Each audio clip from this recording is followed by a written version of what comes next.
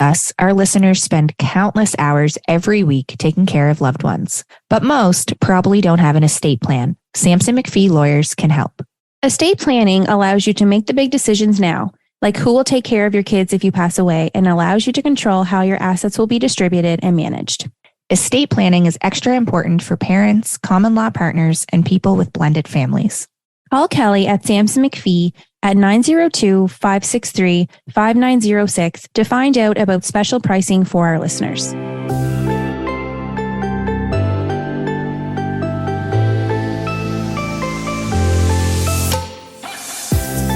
Hi, Sarah. Hi, how are you? Good. It is really good to see you and catch up with you. It's really good to see you too. It's been a long time. I kept thinking like, wake me up when September ends. It's been wild. It's been a wild ride. So many things happened this September. I feel like we were just in Inverness last weekend. I do too. I feel the same way. A whole month has passed. Yeah. Literally. A whole month. We're coming in hot to October. We blinked and September is gone. We have 5-year-olds who started school. Started school. Can't believe it. They're not the only one who started school. You're back. Student. I'm back. You're back. Doing a Bachelor of Social Work. So proud of you. Thank you. It's been super fun so far. I've been having a lot of fun, meeting new people, learning new things. Yeah, it's been good. It was like obviously very nerve-wracking quitting my job to do this, which I didn't have to do. I mean, I'm sure I could have worked something out. Maybe. I don't know. Some people are still working, but I think it was important for me to just focus on this and give it my all. And that's what I'm doing. And so far, so good. Cross your fingers, cross your toes. And it's an intensive program, 16 months, right? Like you're in it. You're a full-time student. It's a lot. My job was like a, 9 to 5, typical. So like I'm in school most of those days. So I guess it wouldn't have worked out. But yeah, it's going good. That's awesome. And the boys are in school. Our babies are no longer babies. It's just wild. Don't you feel like they even just have grown up so much more in the last like 4 weeks? Absolutely. Even? Absolutely. Oh, I'm like, every day I see Bo, I'm like, are you taller? Are you big? Well, like, and it's the independence piece, right? Yeah. When they're still in daycare, there's still that level of like, we need to do a lot of things for them. But like now it's just like, drop them off, say a little prayer, off they go. And you don't I know. And he's just it's so sweet to see him. Like there was nerves, of course, especially day one, but then he just settled in and it's wild to see him, this like confidence about him, like walking into these spaces and seeing his friends and being social, just this separate social being. I mean, that happens when your kids start daycare too in one way, but yeah, this has been wild. Now he has like books to read when he comes home and we're packing lunches. We're in our lunch packing era. How's that going for you? I know. Yeah, it's pretty good. Daniel, I have to say, has really taken that on. Like usually he'll just do it, which is great. I'm not gonna complain. He's a good lunch packer. That's good. Yeah. I feel like I've come into my creative era with my lunch packing. Oh, very good. It's lasted for 4 weeks or so. We'll see. Not that I'm obsessed with watching people pack lunches on Instagram. On TikTok? It's like, I know. Yeah, well, I don't do TikTok, but Instagram or Facebook, whatever, like the reels.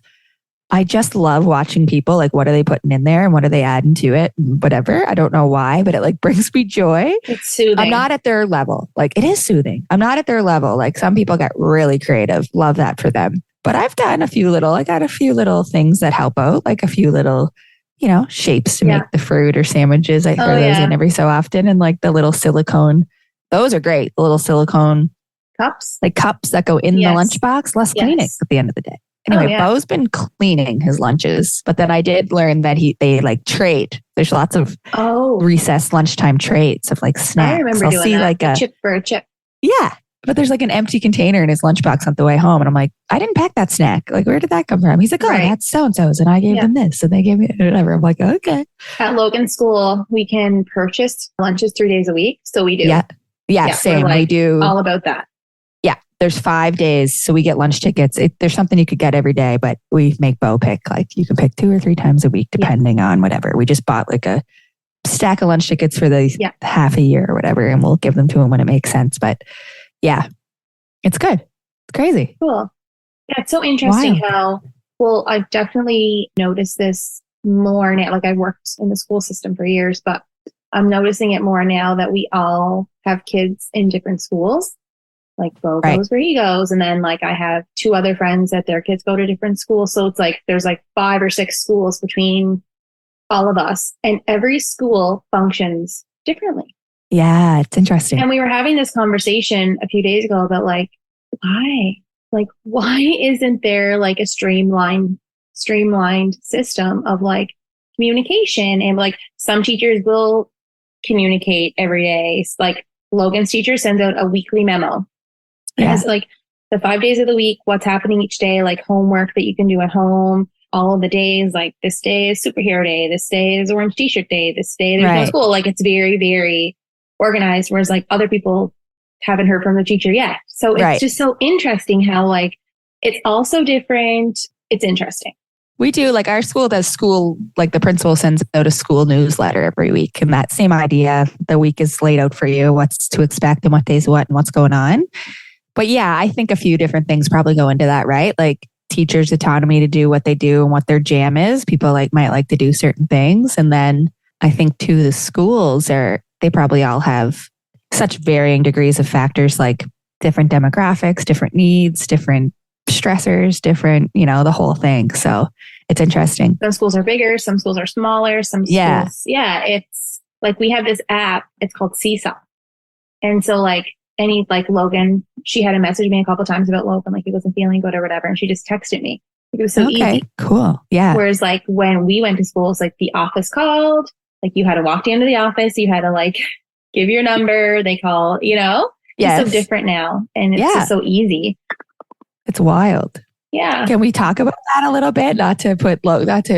Logan won't hear this, but the coming home from school, like you were saying, Logan has a sore belly or he's coming home from school or whatever. And I said, do you think he might have to poop and he's nervous to poop? Because can we just talk about that for a quick second? Not specifically to Logan, but I mean, we know how we feel when we're in a public washroom or going to public washrooms, but we've been doing it for decades. Yeah. But now all of a sudden, like daycare is different because like their bathroom is communal. It's communal like, and it's in their room, like, and there's teachers around. Yeah. But now you're leaving the classroom, you're walking down a hall, you're going into a stall, you're figuring how to lock that yourself for the first time or whatever. And then the whole thing is just so funny. Like, I think this has been a funny parenting thing for me to be like, I never once really thought about having to teach someone how to wipe their own butt until I had to do it, no one really prepares you for that. There are YouTube videos though there for you if anyone needs it. But it's like, how do you teach your kid how to do that? Like their dexterity even is different. It's just so funny. Yeah. Well, I mean, the butt wiping is one thing. Like, I feel like we covered that early on, right? Right. But it's the other issues that come like school.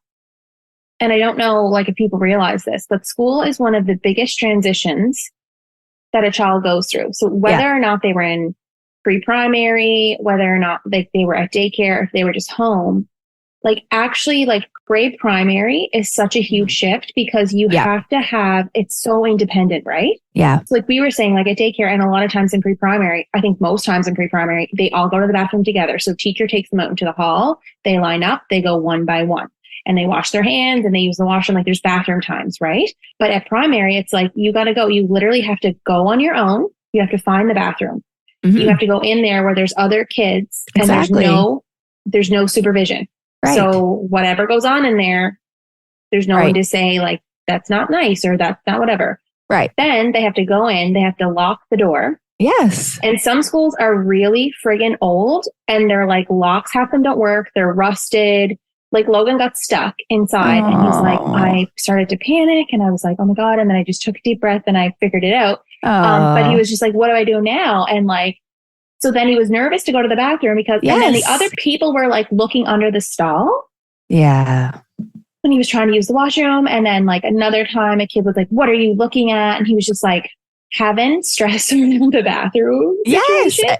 Then that sticks with you. Like that's an experience. And now when you think you have to use the bathroom at school, you're like, I'd rather not. Right. Really, Maybe. So that, and then it turned out to that. So yeah, I'll kind of, I'll go back and kind of, chat about how this all came about, but I'm sitting in class, which like going back as an adult, like a mature student and parent, it's different. Like it's totally different because when you become a parent, as you know, like you're never alone in your thoughts. You can't just put your phone away good way to say and it. just like not check it for like, at least I can't, because it's like, if something happens, like your number is the one they're calling and you're responsible, right? Yeah. So there I am sitting in class, get the text, and I'm just like sick to my stomach. I'm like, here we are. I think it was the second week of school. It was a Tuesday. Yeah, it was early on. Yeah. Very early on. And I was just like sick to my friggin' stomach. And then a few days later, same thing, got a text, teacher's like, there's no fever, but like, no. And then ended up he had strep throat.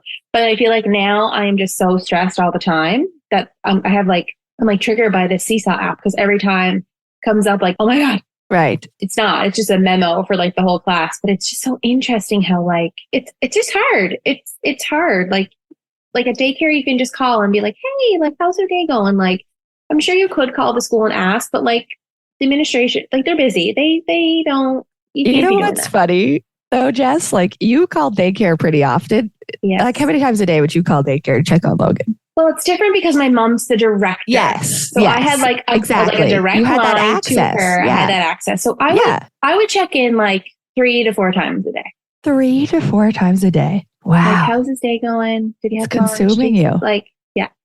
I don't think I would have done that if it wasn't for mom being the one on the other end of the phone. Or like, I would normally just text her, you're like, how's it going? Like, and some days she'd be like, I don't know, like I wasn't around the units today, I'm in meetings. Or like other days she'd be like, oh, he's great. Like I was down saying hi, So like to go from that to school where you literally like, it's such a weird concept because it's like, you're literally being like, good luck, bud. Like you're on your own. Like, that's a really big transition for him and for you, I think. Like for me, it feels a little different. Like I think I could tell you I've never called the daycare to check in on Bo, like ever. I've texted them to be like, how's everyone doing? Or if someone's sick or something's up, they'll call me if something's wrong, but I just assume no news is good news. So I've never called the daycare to be like, hey, I'm just checking in to see how they're doing. The daycare is like, I am close in proximity to the daycare. Yes. So maybe that gives me a sense of security. But yeah, I don't think I've ever called. I just, I know I'm there. I drop them off. I know they'll call me if something's wrong. And I have never called to check in. I don't know if that makes me like, I don't know what that says, but it doesn't. I say this all the time. Like there's no right or wrong way to parent. No. Agreed. There's different personalities, different styles. Yes. And I mean, I am an anxious person anyway. Right. But I definitely think like being on medication has been helpful in the transition because I literally worried about Logan starting school for an entire year. Yeah. I was sick over it. And I remember when I was sitting in my office last September on the first day of school when Logan was at daycare because we didn't send him to pre-primary. And I remember being so sick for my friends who were sending their kids to pre-primary, being like, I don't know how they're coping. Like, I don't know how they're doing this. Like, I am so not ready for this. And then the first day of school, like leading up to the first few days, like I was pretty calm. I remember like Daniel being like, seem like unusually calm about this. And I'm like, I don't know if it's like, cause I know he's ready. Like it's a whole year later. He's so ready. He's so over daycare. Or the fact that too, like I'm on medication and I'm just like more regulated, right? Yeah, like exactly. I'm more rational. Like I can rationalize so much more than I ever could before. Like those catastrophic thoughts are not as like loud. Right. Yeah, that's important to recognize, I think. Yeah. I think all that to say, like, I think that changes our experiences as a parent for this transition to school. It's different for you knowing that like you haven't been calling the school 3 to 4 times a day, right? So that's different for you for many reasons. But for me, that wasn't something that I've done before. So that piece doesn't feel different to me or new to me or strange to me. It seems if that piece feels very similar or feels very familiar, trying to catch up at the end. But I have been laughing that like even as a 5-year-old, they fall into that stereotypical like thing that all kids do. Like, how was your day? Good. What'd you do? I don't know. Nothing. Like we played. I'll get like little bits out of them, and I'm trying not to pepper them with questions. Like I know that's not what to do at the end of a day or whatever, but it was so funny because the first few days you're so excited. You're like, how's the day? What'd you do? Gym, music, da-da-da. He'd tell you more. And then as the days went on, he'd tell you less. And one day he said, Mom, can you just not ask me so many questions? Like when I remember, I'll tell you things. And I was like, yeah, okay, good for you, buddy. Like you're right. Cause I don't like when I come home and people are like, what'd you do? Who'd you talk to? What'd you do? Did you eat lunch? Who'd you play with? What'd you like? right? But it's just like, we want to know because no one else is telling us. Like when you pick up your little one at daycare, they're like, Yeah. had a great day. You can be like, oh, Right. like, but at school, like they're literally like the teachers are just making sure they're going to an adult that like is known to them, and then it's bye. Like they don't have time to be like, how was your day? Because they're focused on they're getting their children to safety. Right. Yeah, it's definitely been a huge transition, but I think we're doing okay. Yeah, I texted Pat the other day. I was like, I think we're doing okay. Yeah, sorry. As parents of primaries, I think we're doing great. Yeah. Proud of us. I texted Pat the other day and I said, we're doing something right. We got such a nice message from school at pickup. And then a parent of a friend texted me. But they were like, Bo was so kind today. 2 different times, one of his friends got hurt on the monkey bars or something. And he like ran right over, like, are you okay? Stay right there. I'm going to go get you some water. Like went and got water and helped him out. And so the after school people were like, Bo was so nice, like so kind, blah, blah, blah. Aww. And then a parent of a boy in his class, they messaged me and said, the little boy's like shy and having a hard time transitioning in. And he wanted to know if Bo would play with him tomorrow. And Bo was so excited to be there, like, of course I'll play with him. I can't wait. So the next day he played with them and he had a good day. And he was, it helped it be a little bit more comfortable or whatever. So I was just so proud because something we've always said to our kids is like, be the kind boy or be the kind one. And we say that to them every day. And it's really nice to see them, even when we're not around, they're being kind. Still that. Like, and yeah. Of course you want great things for your kids and for them to do great things. But I've always said, like, I care less about what they'll do and I care more about who they'll be. And like, if they're kind, if they lead with kindness, like that's my goal, Yeah. And it's really nice, like a few weeks in to hear these examples of like, he's being kind, like he's remembering to be kind because school can be hard and there's lots of different influences coming at you, I think, right? New influences coming at you and different things coming at you. And so I felt it was a very proud mom moment for me. Well, I have a fun, and that's really nice. And I think it's important to take a minute and reflect on that, right? Yeah. Because a lot of times I think we focus on like all the things we're not doing. Yeah, right. Right. So it's really important, I think, to let's take a step back and be like, okay, we're doing a good job, right? We're doing okay. Not that we're going to take full credit, nature or nurture. We could argue. Absolutely. Yeah, we could argue. Is that nature or nurture? Yeah, when we talk about influences. Yeah. I could see it already. Yes. Anyway, I'll share this funny story. So we were laying in bed the other night, Logan and I, and this is like really like either Daniel will lay with him or I will lay with him. And it's really like, he'll spend like, 10 minutes just kind of like, we'll shoot the shit. Yeah. And sometimes it's silly stuff, but sometimes it's really like important conversations that come up. Yeah. Anyway, the other night I was laying with him and he's like, Mommy, don't fart in here because I don't like smells in my room. I can't fall asleep. And I was like, I don't fart in your room. Like that's daddy. Like I don't do that. He's like, well, I'm just saying, if you need to fart, can you please leave my room? Because I cannot sleep if there's a smell in here. I was like, okay. He's like, so don't fart or I can't sleep. I was like, okay, Logan, like you don't need to threaten me. Like I understand. He's like, Mom, that wasn't a threat. He was like, a threat is if you fart in my room, I'll kick you in the vagina. Oh, and I was like, what? And I'm like, you're not those words. Yeah. And I'm like, you're not wrong, but like, what? Like, I have never heard him say those words like that in that context in my life. So I'm like, how's great primary going, bud? Yeah. But it's so funny. And I didn't get upset with them because I'm like, you're right. Like, that would be a threat. Good example of a threat. Also, like, what the hell? Yeah. I have no idea where he heard that. Who's kicking who in the vagina? We've never heard anything like that come out of his mouth. So it was just, there's some influence going on. And there's some things that he'll just say that like, we're like, wow, okay. Like, because really, if you think about daycare, and I know we keep going back to this, like this is like the whole conversation. There's multiple teachers around. Like there could be anywhere from like 4 to 5 people in the room.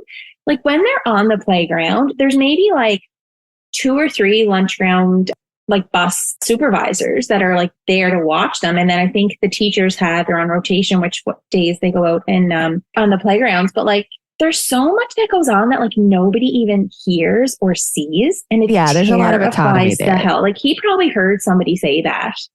Yeah. I don't know. Well, he definitely heard someone say it. I don't think he just thought that up. Yeah. So like, anyway, It's too funny. Raising kids, man. It's a Oh trip. my God. It's I a told trip. Daniel and he was like, what's that, Craig? Like, what? Yeah. Like, and he was like, but he's not wrong. And I'm like, no, like, he's right. Like, that was a threat. Like, he's like, I wouldn't actually do that, Mom. I'm just saying. And I'm like, oh, God. But good example. Yeah. Speaking of raising kids, we got away from our kids last night to go on a little date to watch a very brilliant, touching, heartfelt story about raising kids. We got the opportunity to go see Maggie the Musical at the Savoy. And we really wanted to jump on and talk about it, didn't we? Yeah. It was, I mean, I've been to lots of different musicals. I've been to New York. I've seen Broadway. Like, I have been to a lot of musicals. And I would say, like, that was right up there. Oh my gosh. Like, you know what I mean? That's exactly what I said to Pat. I said, I feel like we were away attending a show.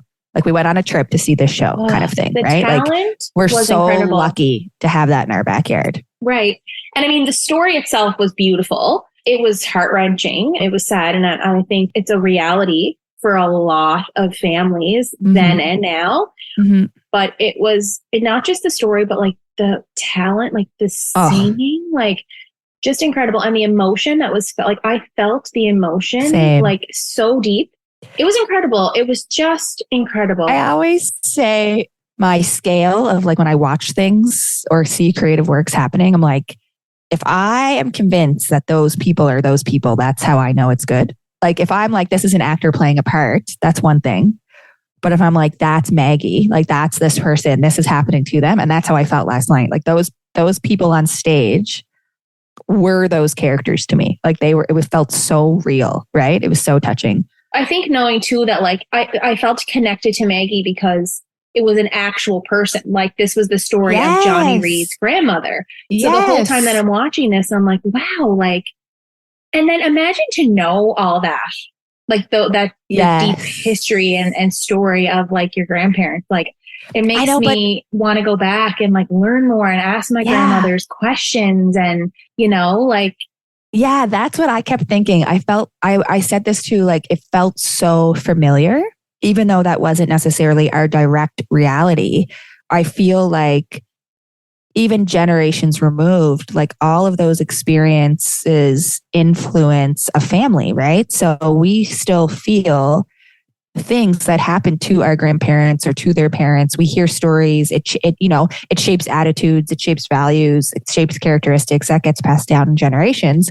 And I think it's really true. And all I could think, I mean, my Grammy was a Johnny Reed fan, but I was like, oh, I wish my Grammy was here so I could take her to this show. Like it made me appreciate her even more. Absolutely. Not that Maggie and her had the same story, but I think they shared similar characteristics, like that grit. And that, like, there's just such a beautiful grit about it. That's what I was going to say. Like, back then, I feel like women were just so strong. Oh, but like, was so that strong. But is that just what like we perceived? But like, I think we're strong like too. They took on so much. Like the hardworking men, you know, were out and they were ensuring that there was food on the table. But like, I would argue that being at home with the children like. The hardworking women were the backbone of that for sure. Absolutely. And Maggie was scrubbing school floors. Like she wasn't just at home. Right. She was doing she had to work. She was both.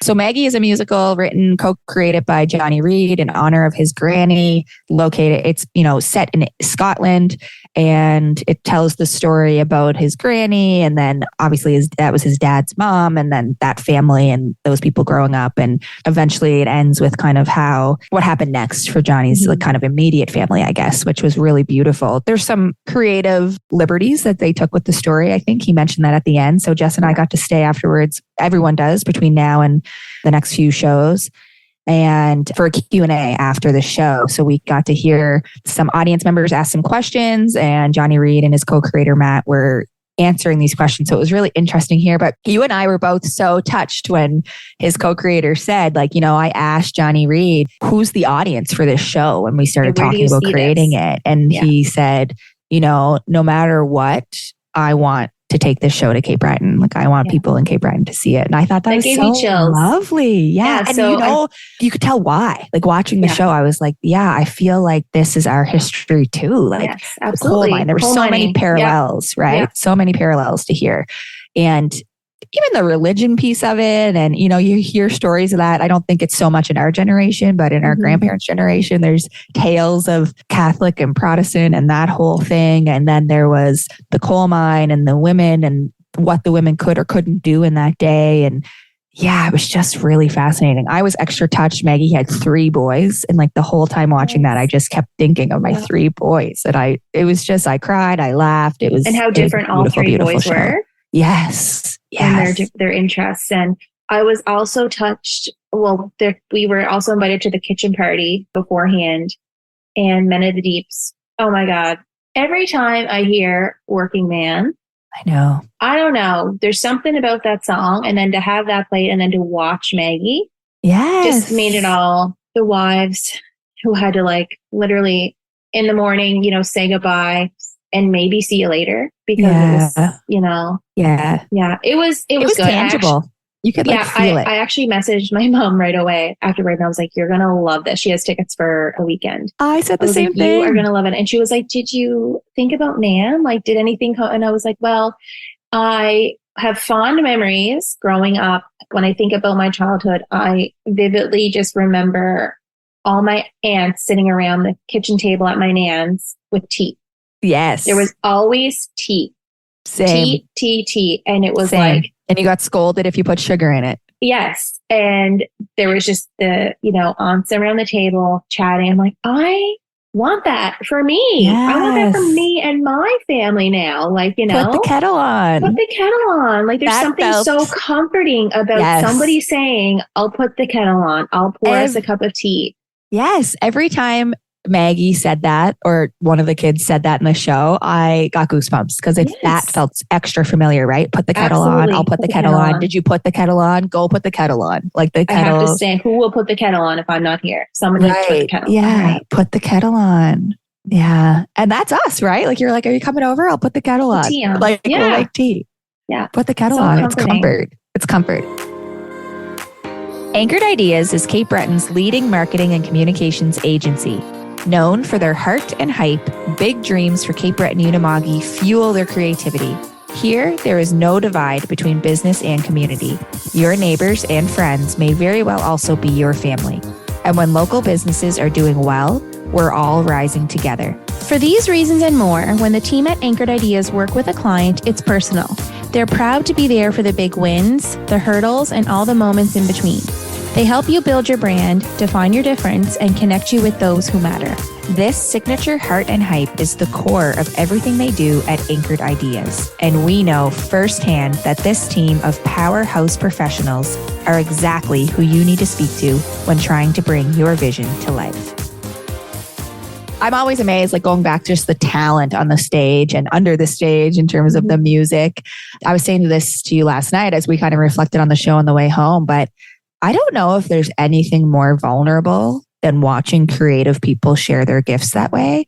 You're so exposed on stage. I think that's what's extra special about theater because it's live and you're seeing it and you can reach out and touch them. And what if someone sneezes in the audience? Does that throw you off? Like, how are you so in the character and your singing is beautiful and your acting is incredible and the chemistry of everybody, right? It was so beautiful. But yeah, I think it's such a vulnerable act and such an act of service to be able to share that creative gift with us. And so I think we're so lucky to have that show here at and the Savoy is so iconic anytime you're there. I just think it's playing for the next, I think 10 days. So right up until, I want to say October. Let me double check to make sure I'm not wrong, but it started last night and it runs until... Part of me wants to go back. Like now that I saw one, I want to go back and I know, take it in again, like from like having already seen it and like listening to the music. I'm like, now I want to go back and sing with them. I know. Same. I've been listening to the soundtrack all morning. It runs for the next 10 days anyway. So by the time you're hearing this, it'll probably runs for another 7 or 6 days. Don't sleep on it. Get your tickets. Go to it. Take your friends, take your parents, take your grandparents, take your neighbor if you need to. But it's just an incredible show that we really shouldn't miss. Like we're super, super lucky to have it here. I think it runs until October 8th. And it's here, Prince Edward Island and Hamilton. So those are the 3 places. Yeah, it came from Charlottetown. It started Charlottetown in September, I think. But yeah, so special. We're so lucky to have it. I just encourage everyone to go see it. It's worth it. I know it's buying tickets is a privilege, but if you're able to spend the money on these tickets and go watch the show, because not every day you get to see this here. I think it's special. I think we have to support these things when they come to the island too. If you can, do it. It's a really special evening out. And if you have a grandparent and they're local and you're able to take them, I really encourage you to, because it's such a gift. All I could wish was that my Grammy was here to see it. Like it was just such a beautiful, and you could see that. You could see people in the audience with their moms or their grandparents or whatever. It was really nice. So I think it's a really special evening. So go get your tickets to Maggie. You can go to the Savoy Theatre website and purchase those, and then tell us all about it. Tell us how much you cried, how much you laughed, and who your favorite character was. I know. Another exciting thing that happened was Sarah and I, so we haven't really had a chance to talk much over the past month. So busy season, kids starting school, kids back to daycare. I went back to school. Sarah's, first semester at CBU, busy. In school as well. Very exciting. Yeah, you're in school too, like just a lot going on. And so I think that happens. And we should definitely talk about this on another episode of like the ebbs and flows of friendships and how sometimes you need more than the other. And sometimes the other person takes, or sometimes you go periods of time without talking but it's okay. Like, that like, it's just a busy season. It's not, It doesn't reflect on but we were so excited to finally be in each other's presence that when the show was over, we weren't ready to go home. Yeah. So we scooted across the street like 10 and had p.m. dinner. And we were sitting beside Colin and Justin. Yes. Which I'm like, how much Kate? So there's Johnny Reed. Then we hop over and we sit next to Colin and Justin, which they are so lovely. We were like, hi, did you like the show? We're like, we loved it. We cried too. Like this song was great. It was so pure. Really cool. So there's lots of it was a good evening. It was nice lovely. To catch up. It was 10 p.m. and Jessica said, do you think I can order the steak? I said, well, you can if you want, but I was hungry. Well, we didn't have supper. There was some appetizers and stuff at the kitchen party, but I was hungry, but we settled for Appy's. That might have been the best mac and cheese I've ever eaten in my life. It was so good. And the spinach dip was good too. And your creme brulee, you were dreaming about that. We've been talking about friendships. Anytime something kind of happens in our life, we were like, we have to talk about this on the pod. And then we've hadn't had a time to sit down and kind of really do our S&J session. So we haven't been having a chance to talk about any of it. We have this big note in our phone that just talk about it, whatever. But it's so funny to see the different experiences that happens to us, especially in moments of friendship. So I grew up playing sport, but since I met Jessica, not super active in sport, was busy having babies, not really competitively playing anything.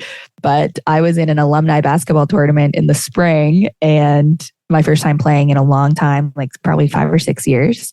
Yes, I definitely peed my pants on the first play of the game. It just happens. Sorry, Alana, I got to make an appointment. And Jessica came to watch. You and Daniel took Logan and Bo to a game at CPU, and it was so cute. You were such a cute friend and fan. I really appreciate it. I can't wait to hear it from your perspective because I'm sure it was funny. But probably my favorite moment of the game. So basketball, we're subbing in and subbing out. There's no 5 on, 5 off. Which also I need to say first though that I'm not into sports at all. I don't watch them. I don't participate in them. I was a dancer growing up, right? I just no interest whatsoever. Okay, so continue. I had to preface with that I don't know anything about sports, nothing.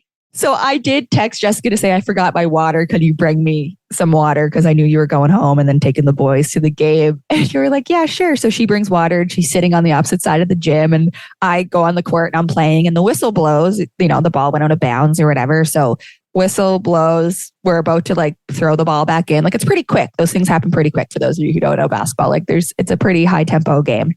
And then Jessica, the whistle blows. Jessica's like, I got your water. Like you come out basically on the court, like, here's your water. Do you want a drink? I was like, thanks, honey, but I'm still playing. Like this game is still going on. I thought that the whistle meant like, okay, switch out, like someone else's turn, the next group. And Daniel was peeing his pants laughing at me.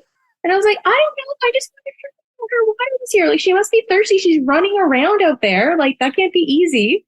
It was so cute. And then what's even funnier is I was on the court for like 3 seconds before the whistle blew. So like I had just got on here. And so then you thought it was just done now. Like the whistle blew and you're off now. You're like, here's your water. And it was the cutest. How long did they expect you to run out there? I loved it. It was adorable. It was such a like mom moment of like, here's your water, honey. Like take your water. Anyway, it was so funny. Oh my gosh. It was hilarious. I'll never forget it for as long as I live.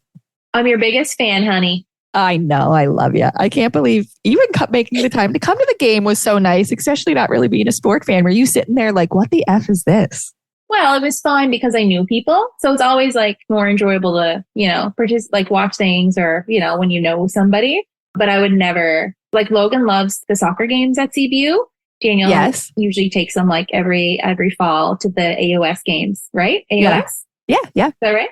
Yeah, you did it. Good job, honey. You know. But I'm like, I'll go, but I don't know.